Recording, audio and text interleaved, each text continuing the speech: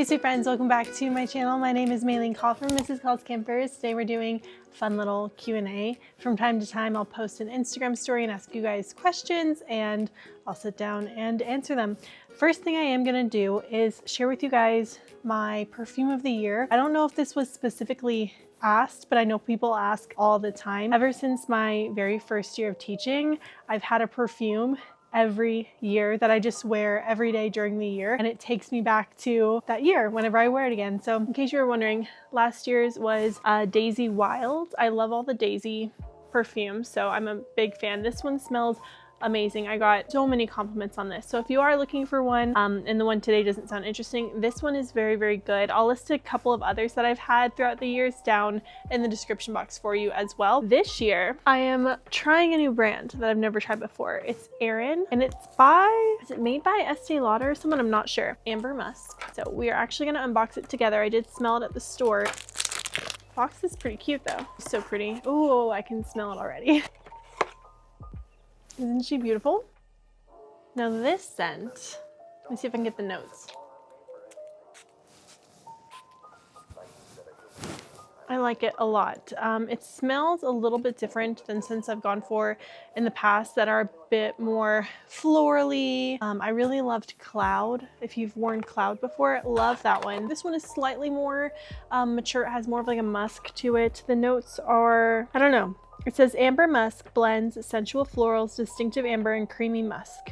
Ambrox makes a velvety first impression, contrasted by a succulent burst of coconut water and the femininity of rose centifolia absolute. Like the glow of amber flames, lingering benzoin and musk infuses the fragrance with warmth. I like it. I'll leave some recommendations for you down in the comments, but yeah, this is this year's fragrance. Keep it at school over in this area over there.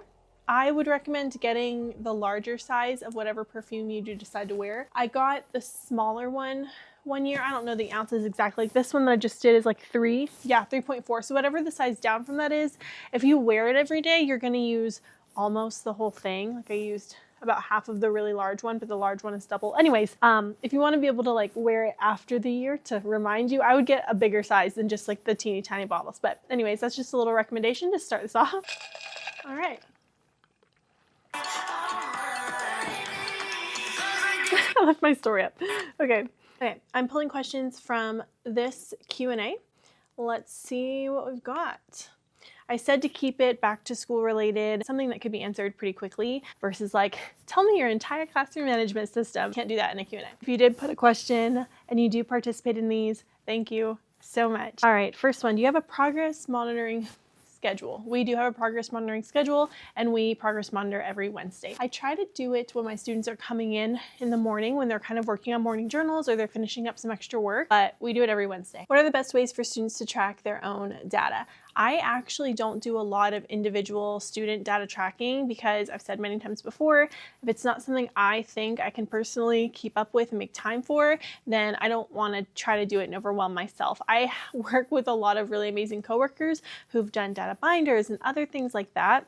I think for iReady this year, I want to do a little bit more of that data tracking so you can kind of come along with me on that journey. But otherwise, I don't really do a lot that's not already built in. So like programs like Accelerated Reader that my students use, they can see their progress on their computer, so there's nothing for me to track. Whenever we go and do our testing at the beginning of the year, middle of the year, end of the year, I'll do a check-in with the students, and then of course we have conferences. But other than that, I don't do a lot. Like I said, that's not already built in. I do use and love ESGI for all things data tracking, and you can show your students the graphs that are on there. So there's nothing that I'm doing that's separate for the students. Maybe one day I will, but right now no. Favorite early finishers, I think I want to move away from tech. I love tech as an early finisher when you're required to have a certain amount of minutes in tech. So if you're required to have 30, 45, an hour of reading and math in whatever program that your district is making you use, then it works great as an early finisher because they can work on those minutes. So it's almost hard for me not to do that sometimes. The other things that I like to do are have them read. That's the very basic thing. If you're done, you can read a book quietly so you're not disturbing others. I also encourage a lot of responsibility and not self-awareness, accountability. So if they finish something, but they know they have something from earlier in the day or earlier in the week that they haven't finished, I encourage them to do that work too. And the last thing that I like students to do for an early finisher activity is to do handwriting practice. I will say there are certain times where I have students, if they finish something, go around and help their peers and kind of be the teacher. That's what we call it. Like, okay, you're done, you did great, you get to go be a teacher. So that's really great on math practice tests. The way I've kind of structured my math the past couple of years is I'll teach the unit and then I'll have like a test day where they take the test or one version of the test A or test 1, and then I'll go ahead and grade that. Sometimes I'll let the students come up, I'll grade it really quickly, I'll show it to them, and then they can go help a friend who might need more help on that day. And then after we have that first testing day, if students pass 100%, they did great, then they actually don't have to take the next test. But the next day I can pull groups and kind of, reteach some things that I need to teach, and then we'll take the actual test on that third technical day. Unless they've already taken it, then they can do something else. Someone asked, what ELA resources do you use daily? And I'm actually going to be filming an entire video on Teachers Pay Teachers, things that I've purchased and that I use all the time, so I can kind of share those with you. So you have a video to go back and reference, and everything can be linked in the description box. Maybe. That kind of sounds overwhelming now that I'm thinking about it off the top of my head. Well, of course, if you haven't seen my phonics video, really go watch that. I list a ton of resources that I use all the time in there. Otherwise, I love Primary Scouts for read aloud content. I don't know, I feel like I pull from a lot of different resources a lot of the time. Best use for ChatGPT that you've discovered so far. I am not a huge fan of ChatGPT. I'm just not a huge fan. I will say I was kind of encouraged. I feel like a lot of administrators are kind of encouraging their staff to use it and find new ways. And there's different AI embedded in different websites now for you. Like Canva has a really great AI that I've heard. The one thing that I used ChatGPT for that I was like, oh, this is great, is I asked it to write some decodable passage. It wasn't perfect though. My team has used it before to kind of create math questions based on RIP bands. I thought that was a really, really good idea. I'm not really the ChatGPT expert though. So if you have some really good uses that you've, tried in your classroom, or really good prompts that work really well, definitely share them down below, especially for primary teachers. I know there's so many things that it can do. I don't think I am there yet. I love it when people start their questions with, hi. Hi, where do you find the cute avatars for Class Dojo? So Class Dojo, again, is one of my favorite things that I use in my classroom. I love, love, love parent communication. It's one of my strong suits. And the kids can create their own monster, which they really enjoy doing. In the past, I've done little avatars. I don't know if I'm going to do little avatars this year. This person is specifically asking about the seeds, because a few years I've had them start as seeds and they kind of grow into a plant, and then they have like a sprout, and then it gets bigger, and then it's a surprise plant that they are. I don't know if I feel like doing that this year. The kids have been having a lot of fun creating their own monsters, especially with the addition of Dojo Island. But if you're looking for any kind of avatars like that, I just go into Google image search and I look for PNGs, so the background is removed, and usually I'll throw the word clip art in there. You can also have ChatGPT just create you some little avatars if you want while we're on the topic. I did actually, one fun thing I did was I had ChatGPT create like a class photo of us that was Bluey themed. I thought that was pretty cute. This is a fun question. Favorite part of setup? How has setup changed now that you've been at a school for a while? The thing about me is I'm not a very switch it up kind of gal. I find something I like and I stick with it in just about every aspect of my life. And my classroom theme has been plants ever since my first year of teaching. I just wanted to have a general vibe. I remember even back when I started teaching, it was really popular for all these themes to come out and to do themes, and I just knew that that sounded exhausting, and I just wanted my classroom to have a general feeling. So I don't change very much about it now that I have something that I like. Now, because I don't have to move classrooms, I don't have to rethink things like bulletin boards. I don't have to rethink things like how is the garland that goes above the front of the room. In different classrooms, you have to adapt differently, and if I take down that border, maybe I can't use it again in the next classroom, so I might find a different border that I like. But I really enjoy not having to do a lot of the designing, which I know a lot of teachers, that brings them a lot of joy, is just finding new themes and getting to design a completely different room and give them a completely different feeling, and it really refreshes them for the year. I like simple, very simple, and low effort is what I am really enjoying. So that's been the biggest pro to it all, is having just a really low effort setup. And my table arrangement hasn't really changed much. I have discussed a few times that when I set up an arrangement, if it ever changes for a theme day or a transformation, if I get input from students about liking the room a certain way, I will change it to adjust for them. So recently I just changed a little bit of my classroom setup and kind of moved the rug, but everything pretty much stays the same, and that is really nice. I think because of that, my favorite part of classroom setup, finding little ways to organize things differently. Now I think I'm more focused on the organization or having a system for something. This year I also changed up how I'm gonna do the boys and girls bathroom. So if you haven't seen any of the classroom setup videos, go watch so you know what I'm talking about. But I think just finding different ways to organize things can be really exciting for me. Like I just recently got little acrylic holders that go on my board, and they fit perfectly with the Rhyme Magic cards and the Secret Stories cards that I'm using. So that's really nice. Favorite outfits to teach in extreme heat. I live in Las Vegas. If you're unfamiliar, or if you are someone who skips the intro, I live in Las Vegas, and it gets very, very, very hot. And whenever it gets hot, honestly, I would just wear dresses.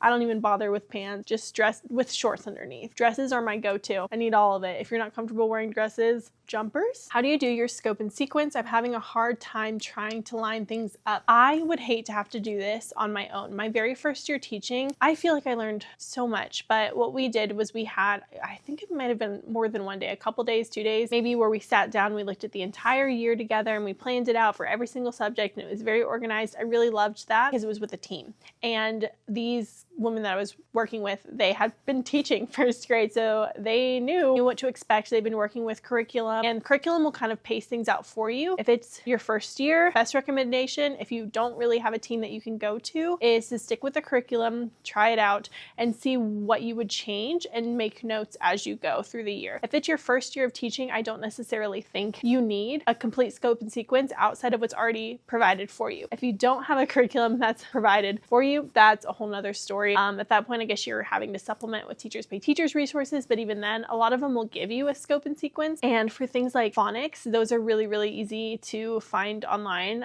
if they don't come with your curriculum. And then of course, after you've taught whatever grade that you're in, you're gonna have all that experience to help you the next time. So for some of you guys, you might be, what is it? Build the car as you're driving it. I know for us, my team at my school, we have a lot of theme days, things like that we kind of plan in. And when we're thinking about our scope and sequence, we go back and we're like, okay, did we like that we spent a week on this? Did we like that we spent a week on this? Was this too much time? Was this not enough time? But all those adjustments happen during the year as well. So don't stress too much about a scope and sequence. Have you looked more into building thinking classrooms, had a training but not sure how to do it? Well, I would love a training on building thinking classrooms. If you haven't seen that video, I did a whole kind of vlog productivity style video. I'm sorry, with these new glasses, I'm going to be adjusting them because I don't have the little nose pads. I haven't looked more into it. I do have not the original book, but this is Mathematics Tasks. Maybe I should take this home and take a look at it, because when it's here, I never pull it out, and I've been wanting to. So no, but thank you for the reminder. The original one of these, if you're looking for them, it's orange. I really, really loved it. I incorporated some strategies that I read in the book, but I haven't touched it since. But I really, really love the way that the strategies were working for me based on just what I read alone. Do you pre-prep anything prior to your first day back? If so, what? First day back with kids? Absolutely. Absolutely. Especially because I've been in the same grade for a few years now. I'm not sure if I'm going to do a plan the first week of school with me video again this year. I might make sure that your subscriptions and notifications are on so you see that, because it will be soon if it happens. But I do have one from last year if you would like to see it. And it's kind of showing you everything that I'm doing the first week and all of that prep that goes into it, even for the first day.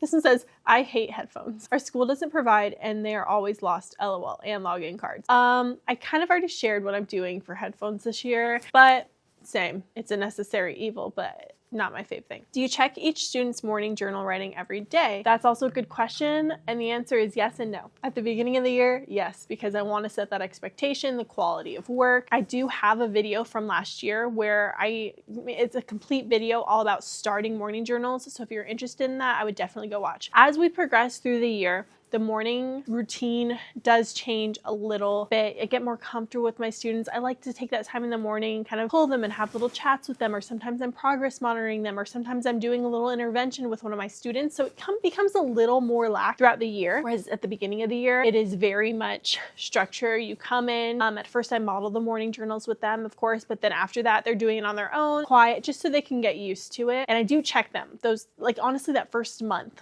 I check on them. And then after that, I don't really check them. Every now and then I will, or they get really excited and they want to show me something that they did in their journals, but I don't make it part of my routine where every single day I'm checking their morning journals. And I really like it that way because it becomes almost like a diary for them. Like sometimes they will just get lost in the things that they're writing because it's kind of like them just emptying their thoughts onto paper. And I really, really like that. So it's not something that I'm super strict about after like the first month. Favorite read alouds for start of a new year.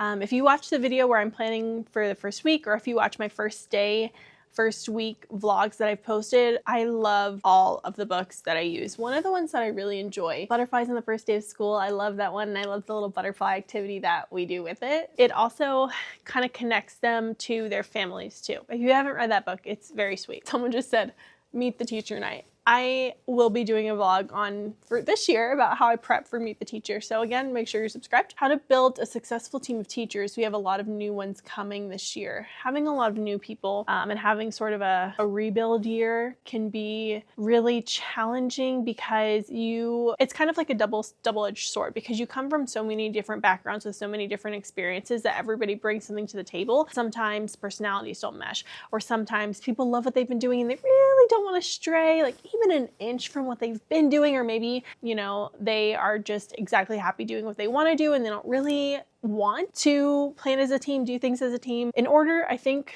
just my opinion, to build a successful team of teachers, I think you need to have weekly meetings. You need to be able to sit down with your team and talk about what's happening in your classrooms, even if you are not all doing the same thing. If you're not all using the same exact resource, hopefully you're roughly teaching the same concepts around the same time, and being able to just talk with your team and kind of share what's working for you. And you can kind of build that, ability to hear other people's opinions and kind of respect them and be able to say, oh, I would love to try that, or can you talk to me about this? I don't really understand why my students don't understand this concept. I don't necessarily think to have a successful team that you need to be like besties and have a group chat or go out for happy hour every week, which I've definitely been on teams where we've done that. But I do think at a professional level, you should be able to acknowledge each other's strengths. And I think that's really helpful. Can you go into detail how students manage their materials with flexible seating? Sure. So because in my classroom, we have flexible seating, there are supplies that are just at my students' tables. That includes scissors, glue sticks, crayons, and pencils. All of those are at the table. Markers are kept in a bin that's kind of to the side because we don't use them that often. So that's everything that they need to do their work. When it comes to what they're writing on in workbooks and everything, all of that is stored in a book bin. And I try to keep it to where when we're transitioning for something, we're kind of getting ready for the next thing. For example, we're doing morning journals. Students come in, they go to their book bin, they get their morning journal. They're working on their morning journal. If after morning journals, we're going to be doing independent reading, when they put away their morning journal, they grab their book, get it at the table, get it ready. So when we're talking in the morning, we're having morning meeting and we're doing announcements, whenever we're ready to go to the next thing, it's already ready for them at the table. That's been really helpful. Think about whenever you're going to lunch, what are you doing when you come back from lunch? Can your students get your materials ready before you go? Those kind of things save me time. They're not really in and out of their book bins a whole lot. So if it takes a little bit longer than it would take a classroom with desks to transition, I'm okay with that because that's also like a little break. How do you choose your director, etc. for your class jobs? So I do have 2 class jobs because, I'll say it again, that is all I can handle. I can't handle having a door holder, having a light monitor, having a tech. I can't handle all that personally. I really just cannot do it. So, and I got this from my mentor teacher when I was student teaching. I take pictures, like most of us do, at the beginning of every single school year, and I print 2 copies of each student. I have a director and I have a helper. And basically, I turn the next photo and the next student, that's who's the director for the day. So Director goes up, helper goes up. As far as their job, honestly, they're kind of interchangeable.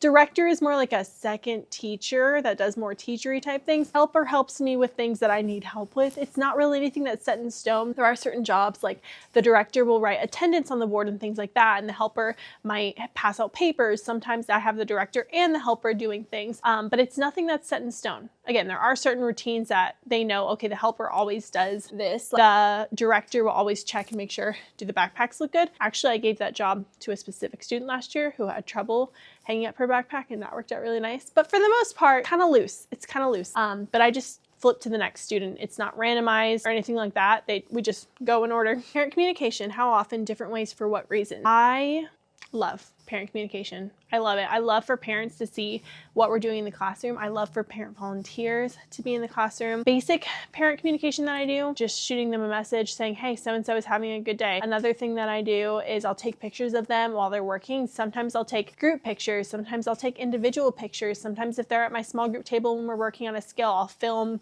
that student doing a math problem or reading a book or doing a fluency, and I'll add that directly into their class dojo portfolio and just kind of updating them on progress. That's, I would say, 85% of what my parent communication is updating them on progress. Other than that, I do try to, make time every month to be able to send like positive messages or updates, things like that. I don't do any behavior charts that are like in their B binders, unless it's for specific students who need that, who I've implemented some kind of system with. The other thing that I really, really have been enjoying, it's super simple. It's Happy Mail. It's just a little note from the teacher. I have them all in here right now in this fun bag that a parent got me. These are from, I'll link them, Becca McRae. She has them for different themes throughout the year. And she has Happy Mail where it has a bunch of filled out things that you can just check something that they did really well. Like maybe they have been working hard about being organized or turning in their work or being a really good friend. So there's ones that are kind of already done for you. These are blank, so I can write a little note.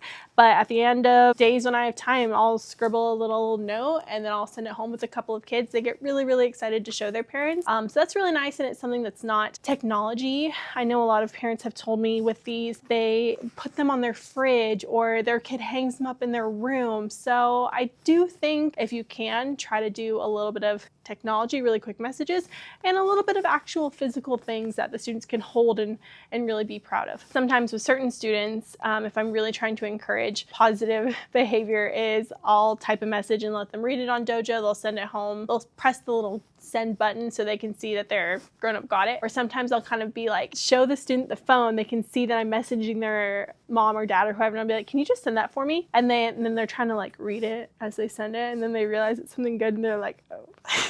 Any tips for K1 combo? I'm nervous yet excited. Oh man. So here's the thing.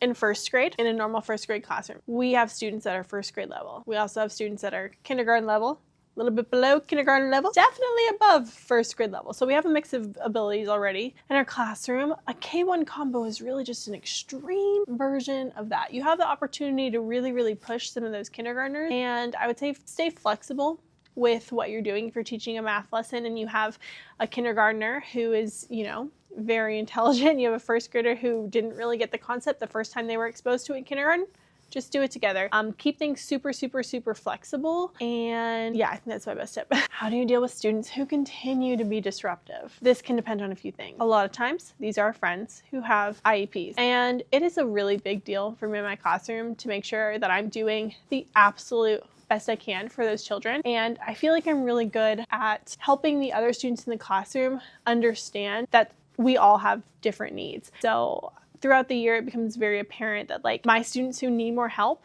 or that are a little bit more disruptive, the students around them, I always tell them, like, I need you guys to be leaders. Even if one student is not doing what they're supposed to be doing, I still need you to be leaders and really model that for them. And the other thing I do is I have them really, really cheer on that friend. So this is, again, mostly with students who have special needs, but I try to make it a very positive experience for the other students in the classroom to really, really want to support and help that other student. When it comes to major disruptions that are pretty often, I know this past year I had to do a lot of different systems, a lot of different like little reward systems and earning things throughout the day, or first you do this and then you do that, just switching up almost every 2 or 3 weeks because it would work for a little while and then it would get old, and then it would work for a little while and then it would get old. So sometimes I have to use every trick in the bag. One thing that I really love to do just generically with students is I have a golf clicker. I don't have it over here, but if you're having disruptions, this is actually my favorite little trick. One day, just click it every time they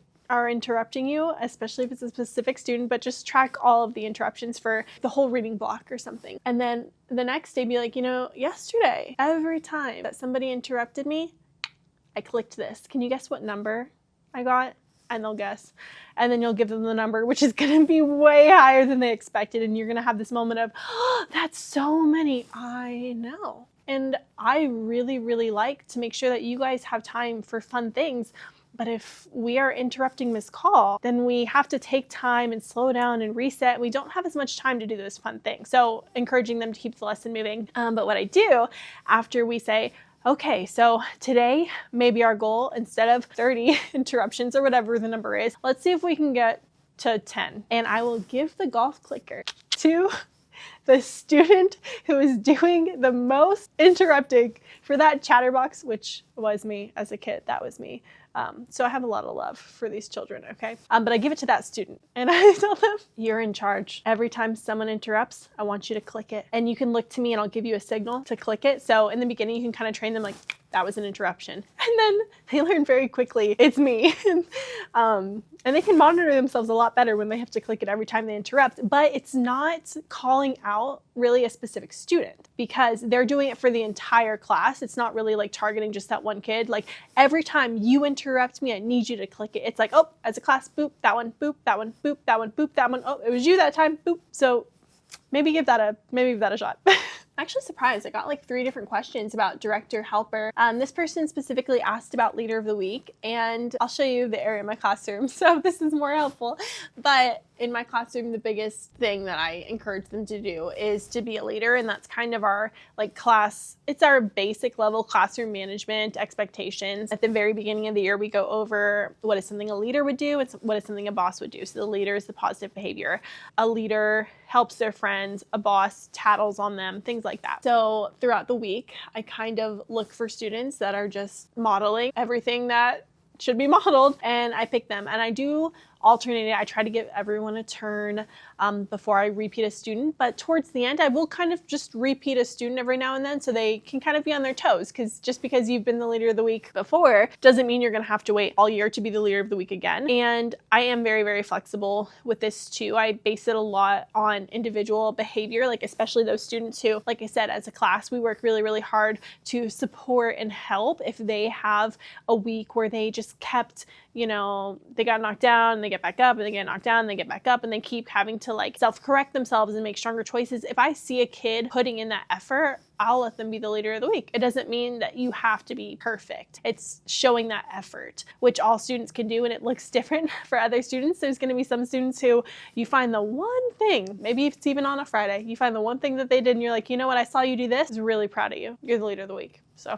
tips for easing back into the school year. I'm going to miss summer. What is your relationship with summer, guys? Are you the kind of person who enjoys it and then craves the routine? Are you the kind of person who could just only summer mode and you are not ready to go back until you get that first PD day as a school? What is your summer vibe? For me, I feel like unless I'm out doing things and traveling, which I didn't really do any of this year, I crave the routine and like honestly feeling that purpose. Teaching gives me so much purpose, and I miss having that like fulfilled feeling. So right now I'm in school. I've done setup things, I've been organizing things, and I'm not technically contracted right now. So I'm coming in before the school year actually starts, and I'm just so ready for the routine.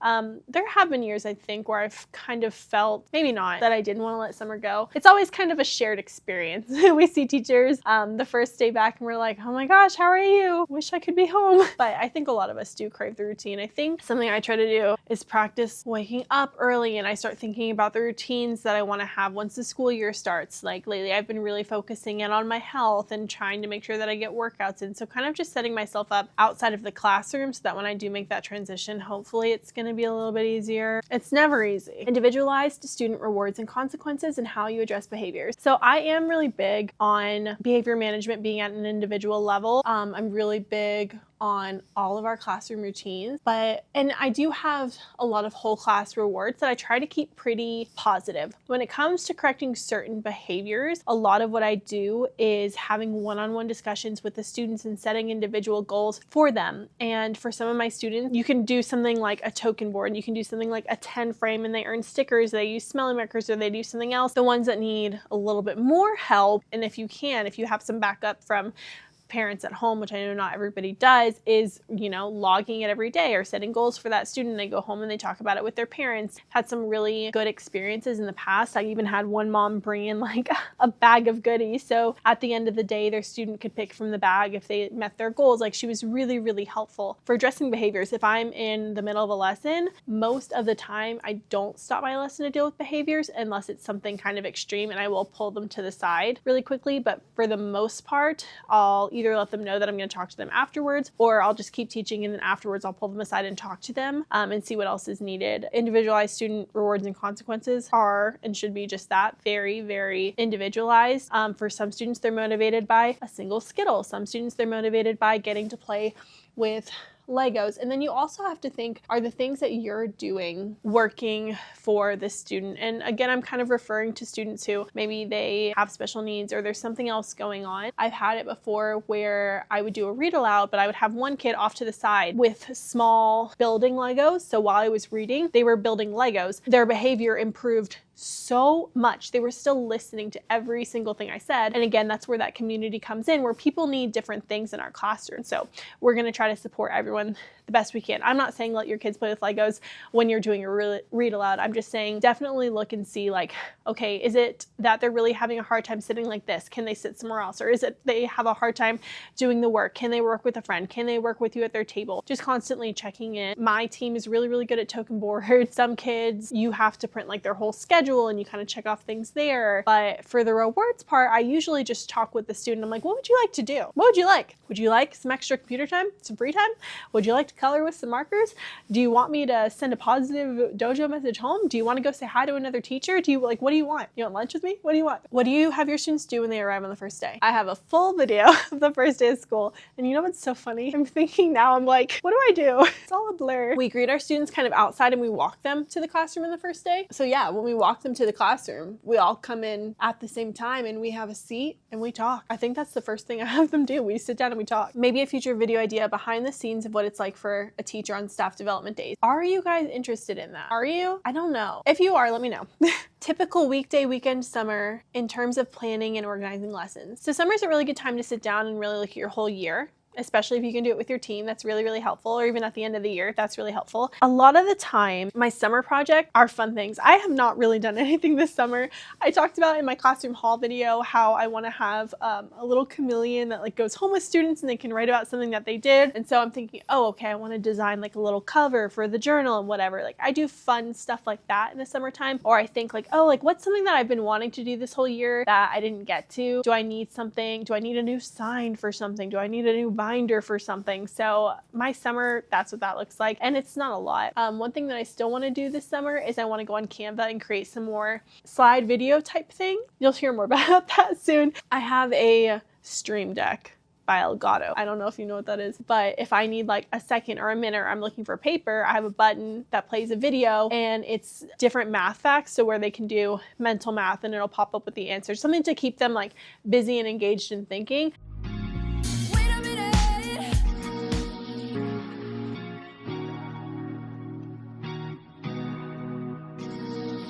While I'm doing something else, instead of like pulling up a YouTube video and then skipping the ad. And I know you can get YouTube videos without ads, but you know what I'm saying. So I want to do a couple of those. As far as weekday, weekend, I do almost nothing on the weekend. So that's not really as true come back to school season when a million things are running through my brain. And I feel like I might need to, but in a typical week, everything gets done during the week. My team meets we have been meeting on Tuesdays. And then I have a parent come in 1 day a week sometimes to do copies for me, which is really helpful. But otherwise I'll have a dedicated copy day, or I'll have a dedicated day where I have to go over data for something, or a dedicated day where hopefully this year I can be better about putting in grades. I don't really do a lot outside right now, which again goes back to doing what I can handle.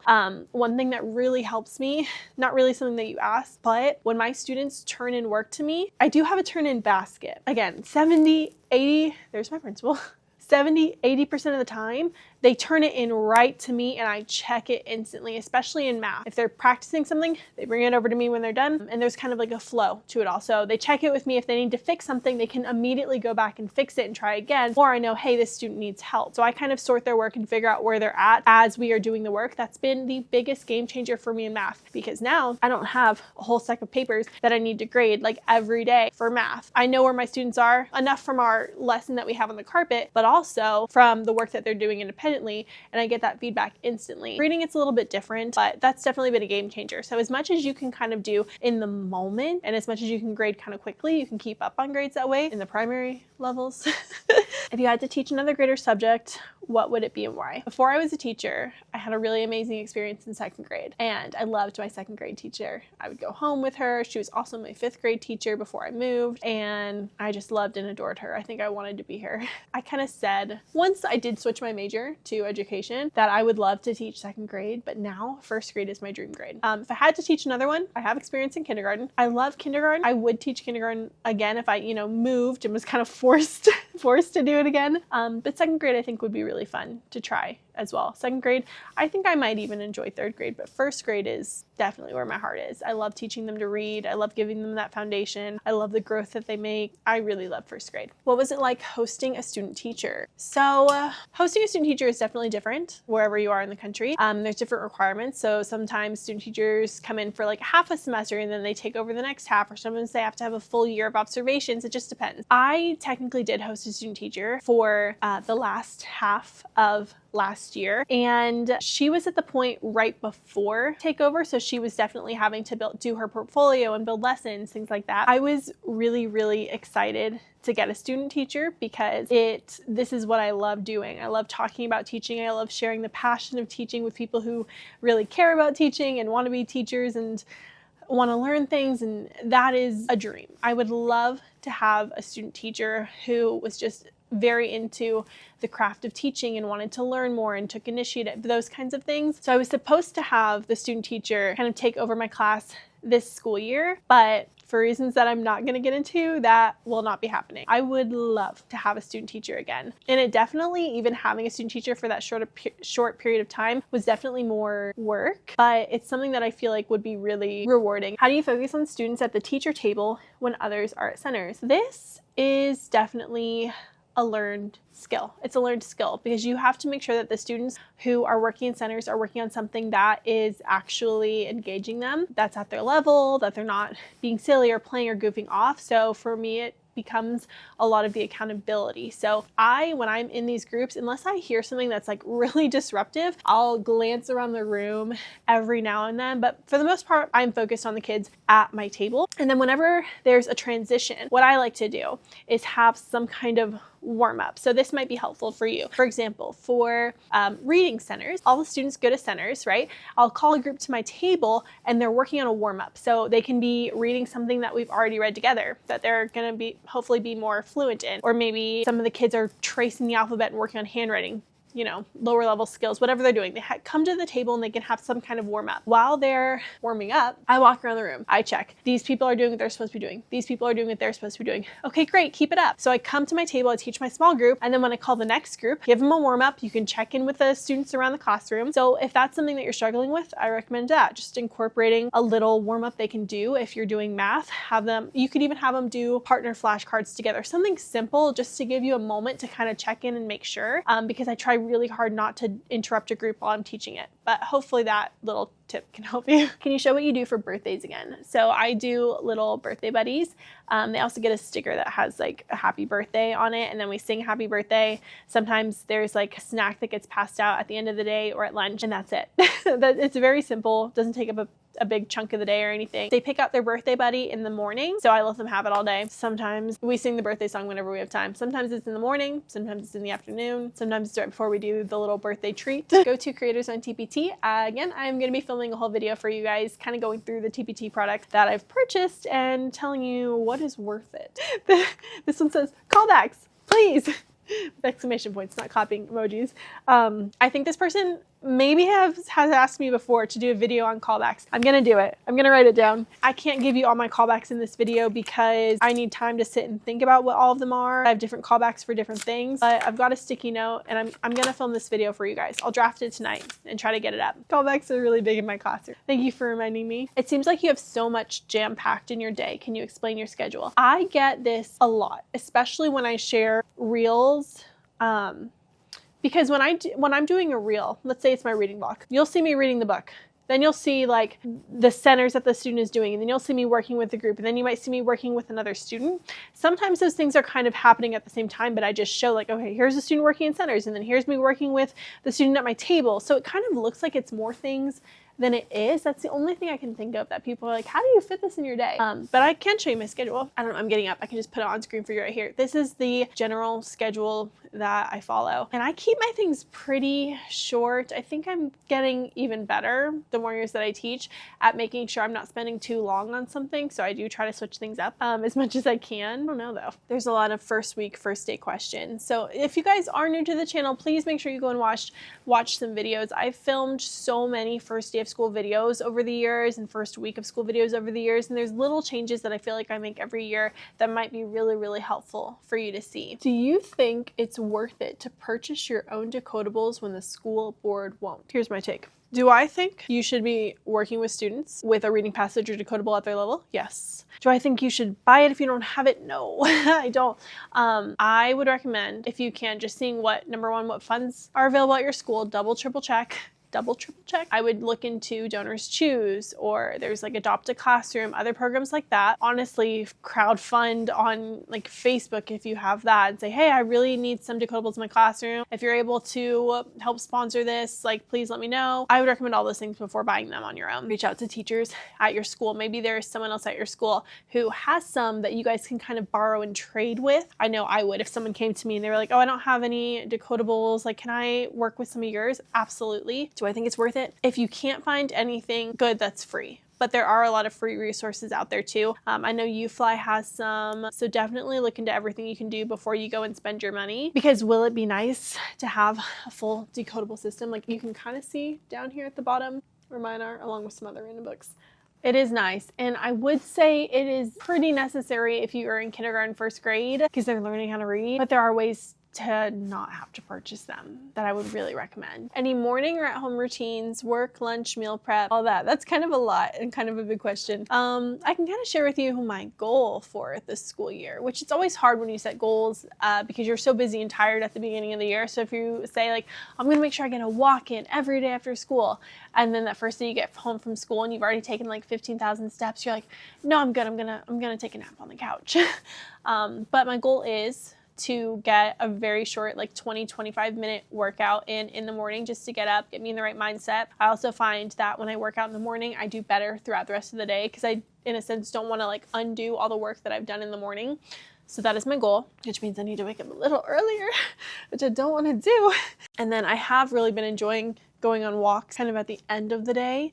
So I would like to keep that as well.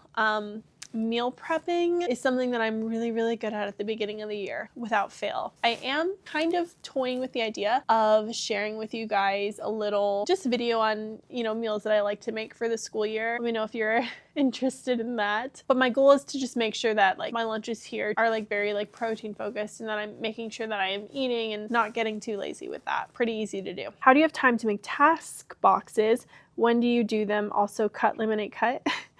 So first of all, again, I like minimal workload type of things. So I am a laminate and cut once type of gal. I cannot do cut, laminate, cut. It's overwhelming to me. I just can't. As far as having time to do task boxes, someone earlier asked about what I do during the summer. That is a good summer project. I can't handle that kind of stuff during the school year. I just don't have it in me. Tasks like that seem so daunting to me, even though you do them and they're really not that bad. But I did, honestly, all of my task boxes the summer right after I did my K1 combo. So I think that was like right before I moved to Vegas. Yeah, it was the summer before I moved to Vegas. I did all the task boxes. I printed everything, had a whole day where I was just laminating, cutting. Luckily they're square, so it was just boom, boom. And I use my task boxes for different things. I have a phonics skill task box where sometimes I'll even pull it at my table for small groups, but a lot of times it'll go into the word work center. I have fix-it sentences, which is another type of word work activity. I have math fluency, which is, again, I'll pull it sometimes for a small group for math, or I can give it to individual kids throughout the year. And then the other one, I don't know what the other one is. Another phonics one, I think, but I don't have time to do that kind of stuff. Or I shouldn't say I don't have time. I don't have the motivation to do those kind of things during the school year. Home reading. Do you do it and how? My school is a no homework school, and I think they're getting a little bit more strict on that because some teachers still kind of do homework. I don't do homework, but every now and then I'll send something home and be like, hey, if you want to practice at home, I'll give you a dojo point if you bring it back. Like, you can practice this. I feel like it's interesting because whenever you do homework, you have parents who are like, oh, I don't have time to do homework. But then if you don't do homework, you have parents who are like, please give us homework, please. So as far as, again, homework goes, I don't really have homework that I give the kids, but I do love this reading bingo resource that I'll link for you in the description box, and she has it for monthly things, and the students can just read any book they want at home, and then they can cross off the bingo square. So like one of them is like read under a tree, and their parent kind of initials it. So I don't force that on my kids. It's a choice if they want to do it. A lot of times students in my class who are reading chapter books, again, we have accelerated reader as a reading program. So if my student is working on a chapter book, I tell them like, hey, why don't you take this home and you can read it at home, and then when you come back you can test on it the next day or something like that. Otherwise, there's not like a forced reading that I do. My students don't keep reading logs. I do tell families, it's like on my brochure for Meet the Teacher, and when I talk with them, I tell them we don't have homework, but I explain all the benefits to reading every night with your child for 20 minutes. So I encourage it, but it's not something that I track. Kicking off writing at the beginning of the year. Do you follow a sequence? Ours is from Benchmark and it's awful.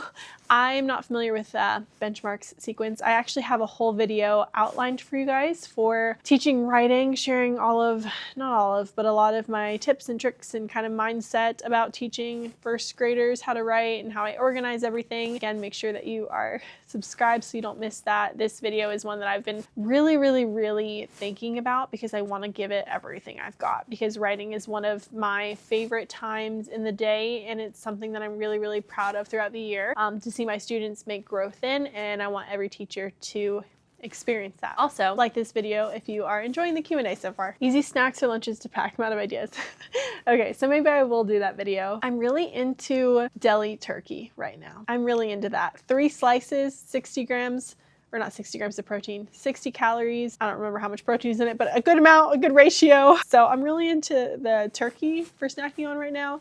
Chomps, carrots, those are easy. My go-to to keep myself from snacking is gum, though. We have a favorite page on our website where parents can go and reference it, or you can reference it for your coworkers. And one of the things I put for snacks was gum. I took off all the candies and all those things like that, which of course would I be happy to get? Yeah, but I eat a lot of candy throughout the year. So I'm just really trying to keep my mouth busy and chew some gum. So I put gum as a snack. How many read alouds do you do a day? One. Just one read aloud. I mean, sometimes I'll do 2. Like sometimes if I have an extra time, I'll do a quick book, or if I'm doing something for math and there's a mentor text for it, or writing and there's a mentor text for it. So, I mean, up to 3.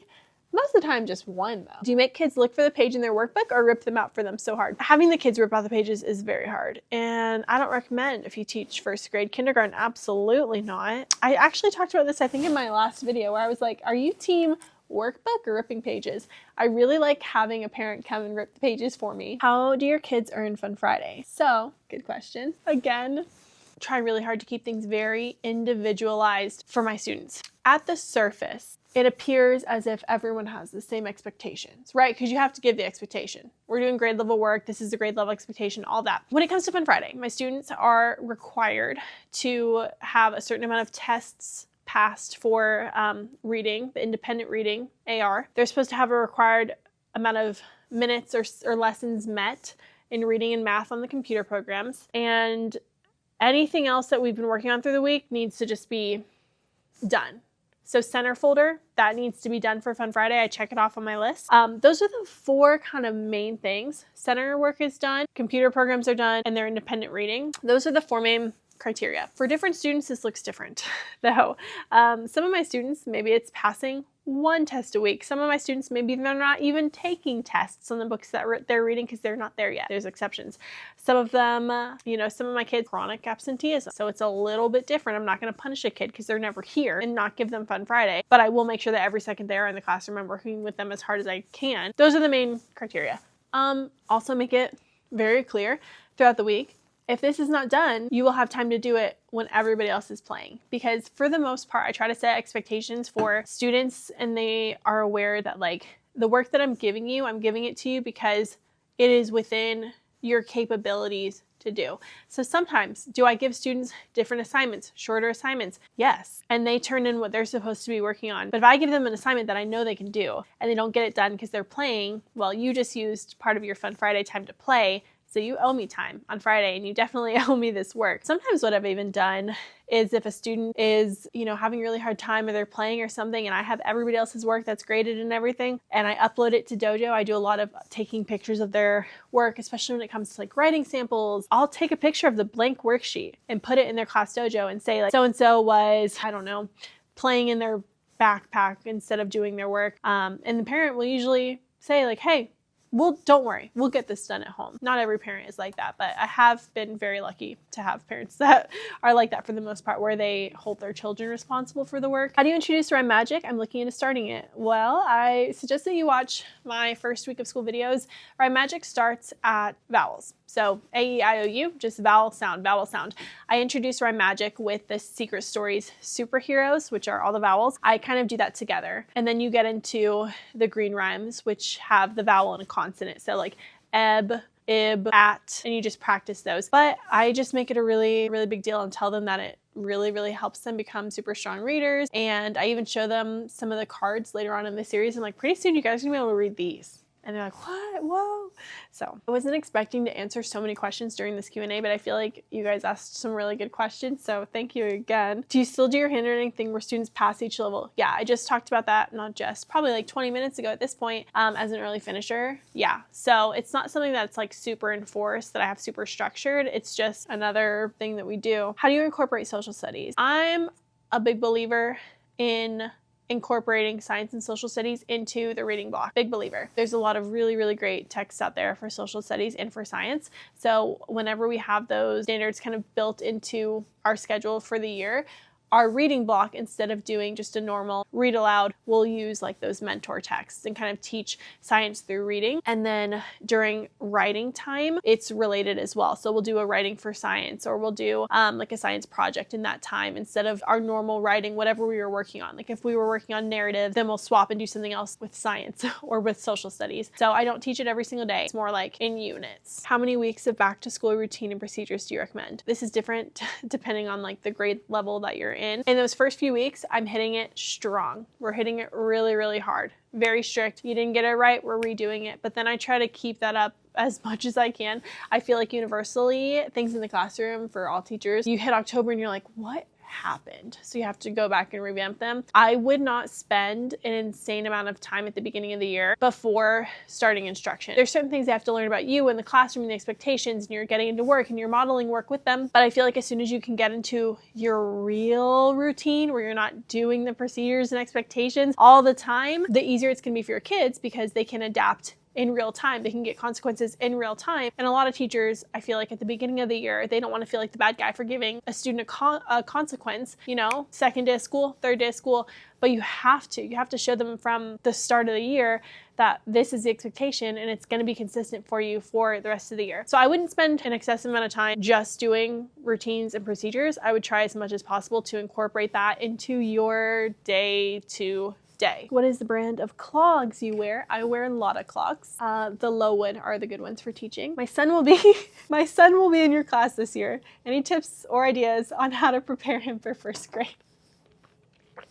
As a parent, and especially if this is, you know, your very first child who's entering into school for the first time, the transition from kinder to first is actually kind of wild. We expect so much more from first graders than kindergartners. Kindergartners also, their concept of school, depending on whether or not they've had preschool, can be very niche, right? Some kindergartners don't even realize they get a new teacher for first grade. Some of them don't even realize. Something that would benefit all students that parents can do is, number one, practice like basic back to school things. Waking up, getting ready, make sure they have a good outlook on their day. Some parents do affirmations in the morning, practicing, having them do basic things like making sure they can still like open their lunchbox, their new lunchbox that they got that's fancy and different, and making sure they can eat their food within a certain amount of time. Basic skills like that. Otherwise, when it comes to the workload, I would say practice a lot of kind of growth mindset with them and talking about how the work that you're going to see in first grade is going to look different. And it might feel hard at first, it might feel easy, but your teacher is going to make sure that they're giving you something that's going to help you grow. I really admire parents who ask for things that they can do at home to help their children and who take on that kind of role and responsibility, because I do agree that they're going to learn a lot at school, but they should also be learning at home. And I really, really love when parents have that initiative where like, I want to do something with them. I am also the kind of teacher who's like, if they're doing what they're supposed to be doing in school and they are working super hard here with me, I am going to be challenging them. That's another reason why I don't do homework. I don't think they need to be doing school 24 hours a day. Like they still need to spend time, have family time with you guys. One of the things that really helps first graders, honestly, sometimes their handwriting can need a lot of work. Handwriting is one of the best things that you can do as a parent because you can sit there with them one-on-one. And a lot of parents don't even know that you need to start your letters at the top. They start at the top and then they go down. Short letters are short, tall letters are tall. And working with them one-on-one in the classroom setting for handwriting is a lot more challenging than it is at home. So that's a good thing to work on. Basic fine motor skills are still a really great thing to work on, which you can even do that at the playground. Another thing is following directions, having perseverance, giving them something that's a little bit too hard, talking about that feeling. Again, the growth mindset, giving them sustained tasks to work on. So even if you're doing like a puzzle with them or something, things like that that don't necessarily feel like school, but that will still be preparing them for school. I'm not a huge proponent of like, let me give you everything we're going to learn for the year and I want you to do every single one of these things every day and make sure that they're, 2 years ahead by the time they get to second grade. Like, no. Reviewing basic things that they did in kindergarten is really, really helpful because kids can forget simple things over the summer. Seeing where they're at in terms of stamina, can they write a sentence? Can they write a couple of sentences? How do they feel? What is their relationship with writing? Are there ways that you can incorporate writing into your home routine or reading a little bit more into your home routine? I am a big fan on supporting parents with reading to their children. So a lot of parents don't realize, certain questions that you can ask before the book, during the book, after the book, and how to actually see if they're comprehending something. Or some parents can mix up memorization with good reading skills. So I'm a big proponent of those things. But as far as getting them ready before the year starts, I would say just try to maintain and kind of getting them ready for school. Again, mind and body, the muscles in their hands. Getting an espresso machine. What are your favorite coffee syrups and best place to get them? Please make a coffee highlight. Oh, well, I haven't made a coffee highlight since this Q&A was posted. This isn't necessarily back to school, but every day we're drinking coffee. Every day. I buy my coffee syrups from World Market. They're $9.99 for the big Tirani bottles. That is my recommendation. Any tips for where to start with secret stories? Yep, start with the vowels. Start with the vowels, and then as you go through your curriculum for phonics, your scope and sequence, whatever you're using, add it in. Add it in. If you're writing something with the kids and there's a secret story, add it in. You don't even have to know the story. Pull out the book. Read it from the book. That's okay. Until you learn them, that's totally okay. And me, I do the abridged versions. I'm pointing up here. You can't see them. they're up there. I do the abridged versions of the stories. I don't have them memorized word for word. I just do a really short version. Pictures are really good visuals to help remind them of what the secret is. Go slow, do as much as you can handle. At the very base level, try to introduce a story when you're doing that phonics skill in class. If you're learning TH, do it then. But also, TH you could teach at the beginning of the year super easy, so do as much as you can handle. Give us tips how you group your kids after you get the SOY, BOY, beginning of year, start of year data. Is SOY an acronym for start of year? I've never seen that. My students' very first experience with small groups is actually not work focused. It's coming to my table and doing something while the rest of the kids are doing something else and just getting to know them. So like first week of school, it's like we're making bracelets and the other kids are doing something else. They need to stay focused on doing this while we're here at the table talking, kind of getting used to those routines. As far as grouping them for phonics skills and things like that, I use ESGI. That gives me a really good idea of where my students are at and the next skill that they need to be working on. Whenever I'm doing my small groups for reading, it's always the skill that they need next that's right above their level. And usually the groups are not permanent throughout the entire year. So I might have, group 1, group 2, group 3, but then in 2 weeks, maybe a student from group 2 can go to group 3, or maybe someone in group 3 needs the skill that's in group 2. So they're not really set in stone, but I try to use feedback from my lessons throughout the year and through monitoring them on ESGI, and I'll just add them into the group if it's a skill that they need, which can be a little bit more intuitive after you have time under your belt and you're familiar with your resources and just how students learn in general. But I will say this is something that I get asked about consistently, so I'm making a mental note this year to maybe include a separate video for you guys showing you how I look at the data and how I, create those first groups and pull resources for them. So if you would like that, leave a comment, let me know. It's also a really good reminder if I do forget. All right, this is going to be the last question. How do you prep ahead to stay ahead? This is so tricky for me. And it's kind of a long-winded answer a little bit because I try to make sure that what I'm doing is benefiting the students and I'm not doing it just to check a box. So if we are learning a skill, for example, make a 10 to add. Let's say this year I just teach that skill really, really well, and a majority of my students get it, but I've got it planned out for however long. If they've got it and they can prove to me that they've got it, I'm going to move on to something else. Of course, we're going to constantly with math be going back and spiraling and checking in on this, but I try to make sure I stay in that sweet spot. So I try honestly not to prep too much ahead of just the week. When I'm running copies, 90% of the time, or if a parent's doing it for me, 90% of the time it's for that week. I don't like to do much more than that. Of course, I have the sequence that I like to teach things in. As far as prep goes though, I really don't like to waste stuff. So I really just stay within that week. As a team, we'll kind of plan for the next week, and depending on what kind of unit it is, like sometimes it'll be like planning for 2 weeks, planning those out for like science or social studies. But for the most part, we plan a week ahead together. We roughly know what we're going to be doing. And sometimes I don't even make copies till the day of, and that might just be a me thing. But I will say our school is really having to cut back on the amount of toner that we have and like the paper that we have in our classroom. I think personally, printing copies right before a lesson just make sure that I use the copies because I need them. I know I need them. So let me print them and make sure they get used. Sometimes you plan things and then you print them all and then you don't use them. So my argument is if I print it right before, there's no waste. All right, this was a good chat. This was a long chat. Hopefully it was helpful. Go ahead and make sure that you are subscribed down below and join the family. Like this video if you had fun, and I'll see you in the next one.